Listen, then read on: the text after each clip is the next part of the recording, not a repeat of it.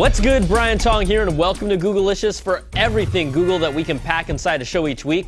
Mobile World Congress is just a week away, and that means plenty of phone news, and really, we should just call this episode Phone-alicious. Now, the biggest hype right now is surrounding the Samsung Galaxy S5, especially with its anticipated reveal on February the 24th.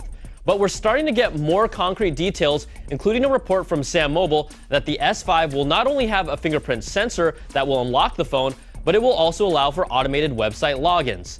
It's reporting that Samsung's fingerprint scanner will differ from Apple's Touch ID because with Samsung's, you will swipe your finger and it will detect it as you pull it across the home key.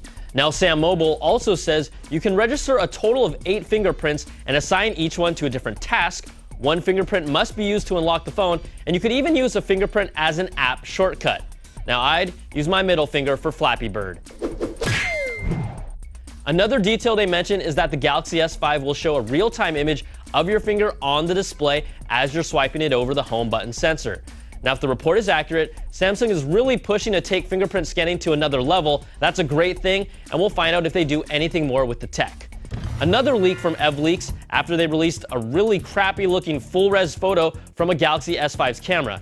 Now, ignore the quality of this picture. This is one of those stealthy, quick test shots, but the picture itself has a resolution of 5312 by 2988, which suggests the S5's camera will come with a 16 megapixel camera, an improvement over the current 13 megapixel camera on the S4.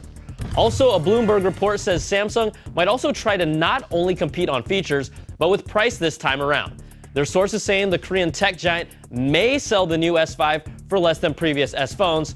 That's about as broad as you can get. And in an expected move, retailers are currently cutting the price of the S4 in anticipation of the new phone. Also, the next generation Galaxy Gear Watch is anticipated to be part of Samsung's Unpacked announcements, which we expect will cover multiple product lines. Best Buy slashed the current Galaxy Gear in half for $149 in recent promos, and AT&T has started at $100 off a Galaxy Gear Watch with the purchase of several Galaxy products. The reality is this thing isn't selling at all, and they achieved their goal of being one of the first to market, but it was a huge flop, and we're going to need a whole lot more from the next version. The next gen HTC One, known on the rumor mills right now with the code name M8, will be unveiled on March 25th after HTC sent out invitations to members of the press, including CNET. It will be held in New York and London like it was last year, but there's a lot riding on this one for HTC, with profits and sales continuing to fall.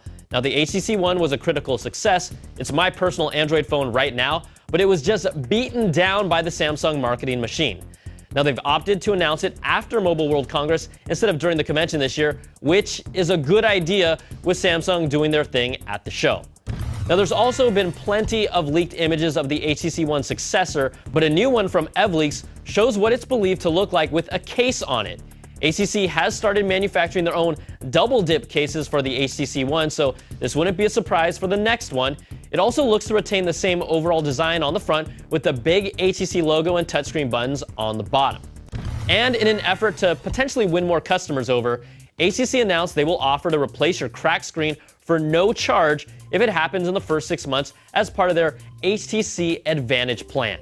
It also includes their promise to keep users updated with the latest Android, a clear poke at Samsung since they are taking their sweet time to get to KitKat, and the ability to upgrade Google Drive storage from 25 gigs to 50 gigs for 2 years. Now, Nokia or Nokia, I said it both ways to make everyone happy. Well, they've teased their X phone ahead of Mobile World Congress, which is expected to be their first Android handset.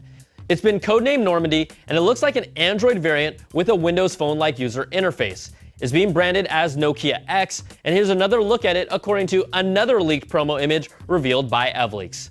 Now, like I told you, lots of phone news, and we can only expect more next week. And in our last story, if you guys thought the whole Flappy Bird tale was over, it's not. Google is now rejecting apps that are using the word Flappy in their title in an attempt to ride Flappy Bird's tail feathers. Now, the store has been hammered by clones, and the Play Store's app section has over 240 plus results based on the popular game. So if you're still trying to get your game through, Google has now blocked that from happening. All right, guys, that's going to do it for this week's show. You can email me at googleicious@cnet.com or tweet me at Brian Tong if you need a friend to talk to. That's going to do it for this week's show. Thanks so much for watching. I'm Brian Tong, and we'll see you guys next week for some more of that Googleicious.